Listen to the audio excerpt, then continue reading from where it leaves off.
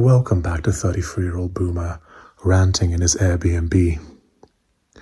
Are you about to get fired? Or do you suspect that you are at risk of getting fired? Maybe this is a sign. Maybe this is a sign that you've been waiting for to become a minimalist. Let's talk about it. You see, a lot of the dread that you're feeling right now is a result of your mind doing a bunch of math. And it realizes that, your budget's a bit tight.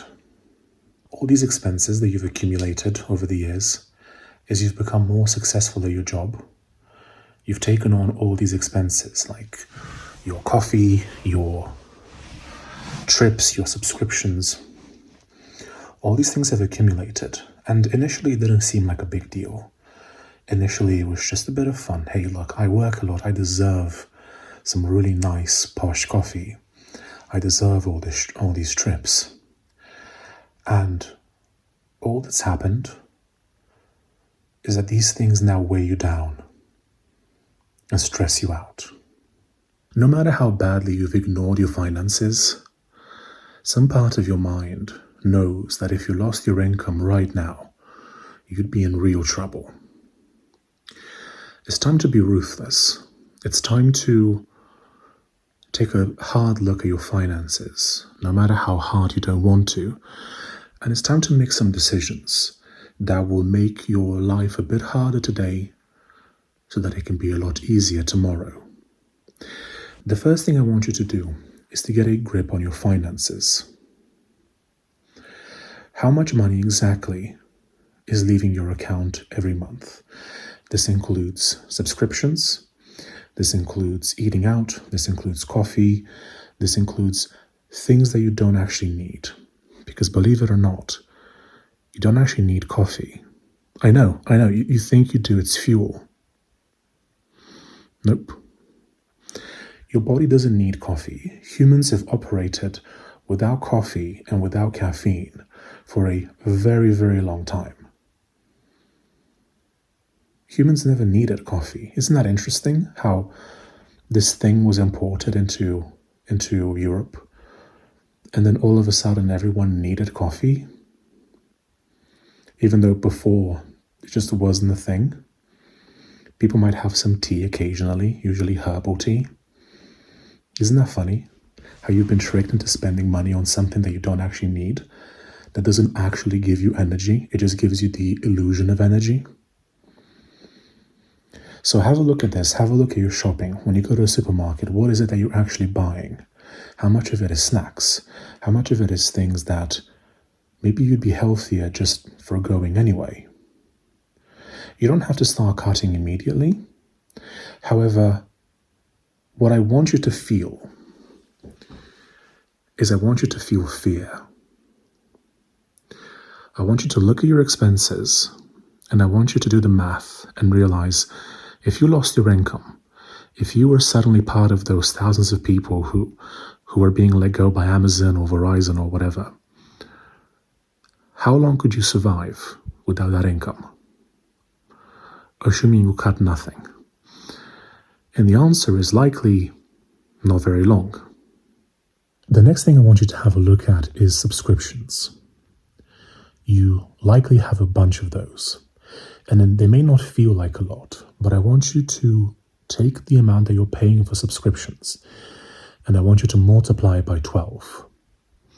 And all of a sudden, you'll realize how much you're spending per year. And then I want you to ask yourself, is this subscription worth this much per year? Am I actually getting any real value out of this? And this will lead to two things. First of all, it will lead to you spending less money on things that you don't actually need. And second of all, if more people stop paying for these subscriptions, the companies that offer them will have to give more value for these subscriptions. And so over time, the services might just improve anyway. And you might find that at some point, maybe it is worth getting back on that subscription. But not right now. How much are you paying How much are you paying for your phone? And this is not an ad, by the way. I'm not about to recommend a subscription or phone company to you. What I am saying is, how much are you paying? I live in the UK, although I'm traveling right now, and I'm paying $8 a month for my phone bill. That includes unlimited phone calls, unlimited texts, and I think about 5 or 6 gigs of data. I don't even use that much data. I don't need to. And so $8 a month is all that I pay for my phone. Do you pay more? Maybe you should have a look at your phone bill. Do you actually need that much data? And if so, is it because of other subscriptions? Well, then you know what to do, don't you? The final thing that I want you to have a look at is the amount of stuff that you have in general. Now, you might say, well, the things that I own, they don't cost me anything. I've already paid for them. And that's partially true. The likelihood, what's more likely, is that you have to have a bigger place in order to accommodate all this stuff that you've accumulated. Do you really need all the stuff that you have? Probably not, right? You're probably paying significantly more in rent in order to house things that you maybe look at once in a while. For example, right now I'm in an Airbnb in Norway, and I'm staying in a room that is 3 meters by 2 meters. It has enough room for a bed, a desk, and somewhere to put my clothes. Now, I don't have kids, at least not yet, and so I can afford to do that, but I know that many of you are in the same boat. Because of my minimalist habits, everything that I brought with me to Norway fits in 2 bags the size of a backpack. Because I have my laptop, my phone, some clothes. What else do you need, really? I have an ebook reader. I like physical books, but when I travel, I prefer to bring an ebook reader, just because it saves a bunch of space. I don't have a bunch of stuff, and I think that neither should you. If you want to be happy, if you want to be free, if you want to escape this mental dread that you're experiencing,